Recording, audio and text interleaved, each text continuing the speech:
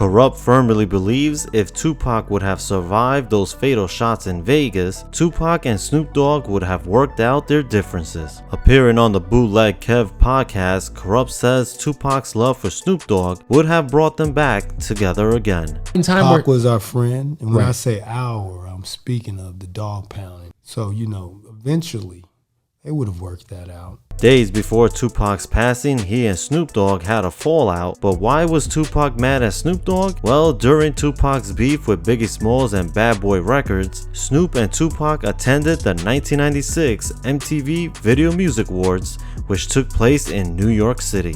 Everything appeared to be fine as the two artists were interviewed by MTV and pictured throughout the night representing Death Row Records. If they see us and they want drama, we're going to definitely bring it like only Death Row could bring it. But we here as businessmen. But things quickly turned for the worse when the next day Snoop Dogg appeared on New York's hip hop radio station Hot 97, where he was interviewed by radio personality Angie Martinez. You and I have this big interview the day after the MTV Awards. Yeah.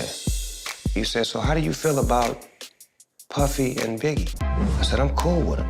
I want to do some music with them. Tupac felt betrayed by his label mate, and the rest was history. Unfortunately, the two artists will never have a chance to work things out.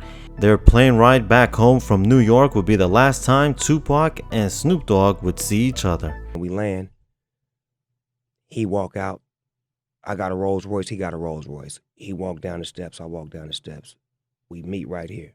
I'm like, cuz, you going to Vegas? He do me like this. Years later, Snoop Dogg would have the opportunity to induct Tupac into the Rock and Roll Hall of Fame.